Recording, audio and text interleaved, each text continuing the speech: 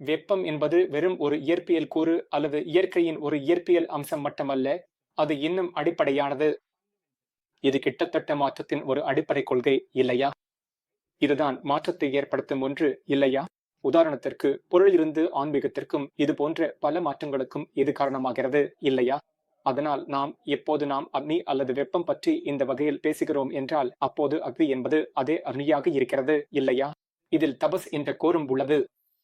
சரி, தபஸ்யா, தபஸ் இல்லையா? தபஸ் என்பது தப் என்ற சொல்லிலிருந்து வந்தது, இல்லையா? அதாவது தப் என்பது அடிப்படையில் எப்போது ஏதாவது எரிகிறது அல்லது வெப்பம் அதிகரிக்கிறது என்றால் அதுதான், இல்லையா, தட்டவம். அதனால் தபஸ் என்பது அடிப்படையில் உள்ளார்ந்ததே. அதாவது நீ சொல்வது போல சுய கட்டுப்பாடு அல்லது சாதனை, இல்லையா? அது மிகவும் மிகவும் முக்கியமானது.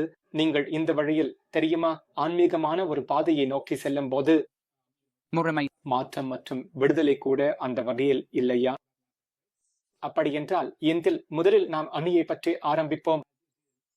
நாம் ஆவதி வைக்கும் போது, நாம் அக்னியில் அந்த அர்ப்பணிப்புகளை வைக்கும் போது அந்த அர்ப்பணிப்பு மாற்றப்படுகிறது என்பதே கருத்து. அது ஆன்மீக உலகிற்கு நேரடியாக அர்ப்பணிக்கப்படும் ஒரு பொருளாக மாற்றப்படுகிறது.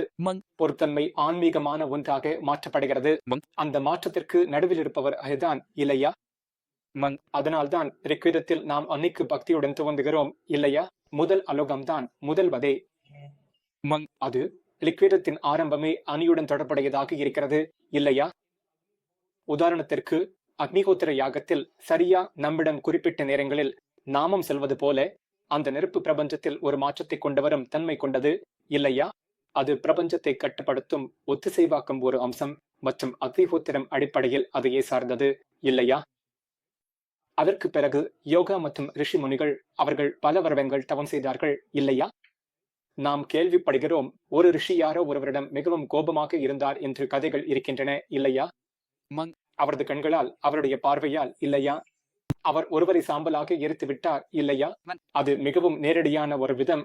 அந்த அகத்துவ தவக்கின் நெருப்பும் சாதனையின் அதை ஒரு நேரடி செயல்பாடாக மாற்றி அது ஒரு எதிர்மறை கூறில் பயன்படுத்தப்பட்டுள்ளது, இல்லையா?